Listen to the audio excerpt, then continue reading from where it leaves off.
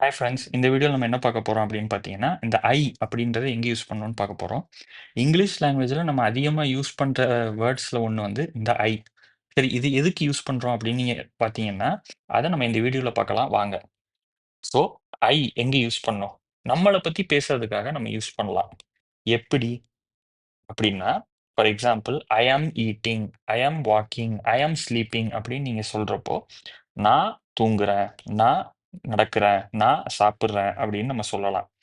சரி, இதுக்கு மட்டும் தான் யூஸ் பண்றோமா அப்படின்னு பார்த்தீங்கன்னா, அதுதான் இல்ல. ஏன்னா, நான் இந்த இடத்துலருந்து வரேன், நான் இந்த இடத்துக்கு போறேன் அப்படின்னு நீங்க சொல்லணும் அப்படின்னாலும், நீங்க ஐ தான் யூஸ் பண்ணணும். இங்க ஐ ஆம் ஃப்ரம் இந்தியா, அதாவது நான் இந்தியால இருந்து வர்றேன் அப்படின்றதுக்கும் நம்ம ஐய தான் யூஸ் பண்ணணும்.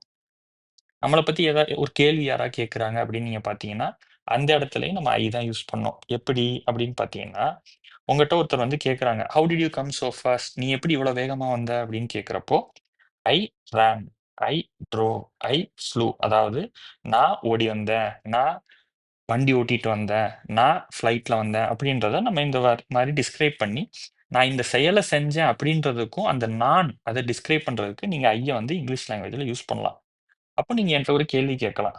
அப்படியா? அப்படின்னா இந்த மீ, மை, மைசெல்ஃப் இதெல்லாம் என்ன? இதுவும் நம்மள பத்தி டிஸ்கிரைப் பண்றதுக்கு தானே யூஸ் பண்றோம் அப்படின்னு பார்த்தீங்கன்னா, அங்கே தான் ஒரு சின்ன டிஃபரன்ஸ் இருக்கு. அதாவது, நான் இத செஞ்சேன் அப்படின்னு நீங்க சொன்னீங்கன்னா, அந்த இடத்துல ஐ யூஸ் பண்ணலாம். அததான் நம்ம இந்த எக்ஸாம்பிள்ல ஐ ரான், நான் ஓடுனேன், நான் வண்டி ஓட்டுனேன், நான் ஃப்ளைட்ல வந்தேன் அப்படின்னு நீங்க சொல்றீங்க. ஆனா, இந்த மீயோ, மைசெல்ஃபோ அப்படி கிடையாது. For example, this ice cream is for me அப்படின்னா, தமிழ்ல இத நீங்க எப்படி பார்க்கலாம் அப்படின்னு பார்த்தீங்கன்னா, இந்த ஐஸ்கிரீம் எனக்கானது அப்படின்னு நீங்க சொல்றீங்க. அதாவது ஐன்றது நானையும், மீன்றது எனக்குன்றதையும் குறிக்கிது. அதே மாதிரி மைசெல்ஃப் அப்படின்னா என்னன்னு பார்த்தீங்கன்னா, ஐ ஆம் டாக்கிங் டூ மைசெல்ஃப். நான் என் கூட பேசிக்கிட்டு இருக்கேன். அதாவது மைசெல்ஃப்ன்றது இந்த இடத்துல திருப்பி எனக்கு, என் கூட அப்படின்றது தான் குறிக்கிது.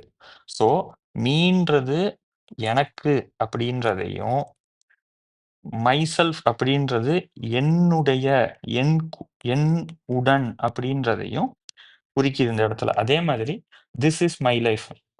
இது என்னுடைய வாழ்க்கை அப்படின்றது இந்த இடத்துல என் அப்படின்றத குறிக்குது. என்னுடைய, அதாவது இந்த வாழ்க்கை என்னுடையது. நம்ம இந்த இடத்துல வந்துட்டு திஸ் இஸ் ஐ லைஃப்ன்னு சொன்னோம்னு வைங்களேன், அது ஒரு மீனிங் இல்லாத செயலா இருக்கும். ஏன்னா, இது நான் லைஃப் அப்படின்னு வருது. அப்படின்னா அதுக்கு அர்த்தம் இல்ல. அதனால நம்ம தமிழ்ல நான், எனக்கு, என்னுடைய, எனக்கானது இப்படின்னு பல வேர்ட்ஸ யூஸ் பண்ற மாரி, இங்கிலீஷ்லயும் I, me, myself, my, self இப்படின்னு நம்மள குறிக்கிறதுக்கு பல பொருட்கள் இருக்கு. ஸோ ஃபைனலா I, me, myself, my and self இது எல்லாமே வந்து நம்மள டிஸ்கிரைப் பண்றதுக்கு தான். அத எங்க யூஸ் பண்றது பெட்டர் அப்படின்ட்டு நம்ம கொஞ்சம் கொஞ்சமா புரிஞ்சுகிட்டு யூஸ் பண்ணோம்னா நல்லா இருக்கும். நான் சொன்ன இந்த பேசிக்ஸ் உங்களுக்கு புடிச்சிருந்துச்சு, புரிஞ்சிருந்துச்சு அப்படின்னா ஷேர் பண்ணுங்க.